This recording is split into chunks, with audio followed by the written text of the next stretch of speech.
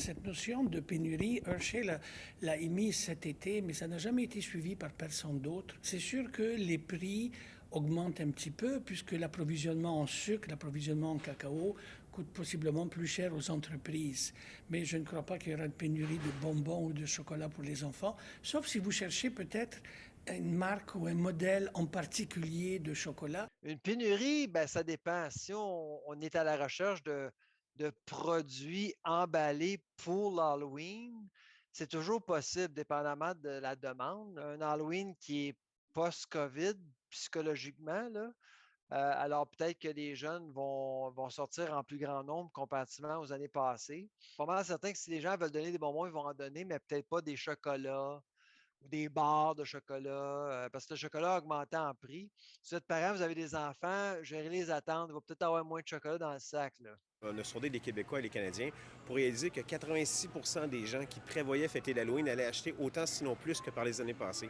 C'est le premier Halloween normal qu'on a en 3 ans, donc il faut beaucoup de fébrilité. Alors évidemment, ça crée une pression sur les approvisionnements, mais un des changements de comportement qu'on a constaté aussi depuis la pandémie, puis c'est vrai pour tous les achats de type saisonnier, c'est vrai pour l'Halloween, pour Noël, même pour le matériel scolaire, c'est que les gens s'y prennent beaucoup plus d'avance maintenant, jusqu'à 3 semaines, 4 semaines en avance, c'est même plus, de sorte que ça permet de gérer les approvisionnements de meilleure façon. C'est sûr qu'on est en période d'inflation, on est aussi dans une période où les gens ont un petit peu peur de la récession. D'un autre côté, quand on parle de bonbons ou de chocolat, on parle quand même d'un budget qui est relativement petit ou minime, donc je ne crois pas que ça aura une grande influence.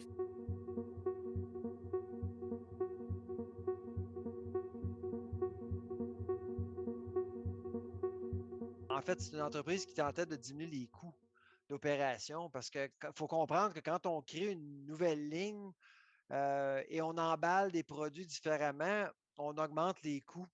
Et ce qui arrive depuis 2, 3 ans, c'est que la demande pour les bonbons d'Halloween est assez difficile à prévoir. Les entreprises, peut-être, se disent, ben, peut-être qu'on devrait fabriquer des bonbons sans la thématique de l'Halloween. Fait qu'on n'est pas pris avec des sorcières et des squelettes le 1er novembre. De la part de vos membres, est-ce qu'il y en a qui étaient inquiets qu'il y ait une certaine pénurie? Il y avait une crainte, effectivement, mais pour l'instant, comme les gens ont changé leur comportement puis qu'il y a eu une certaine habitude qui s'est créée au fil des années, pour l'instant, il semble que l'Halloween va bien se dérouler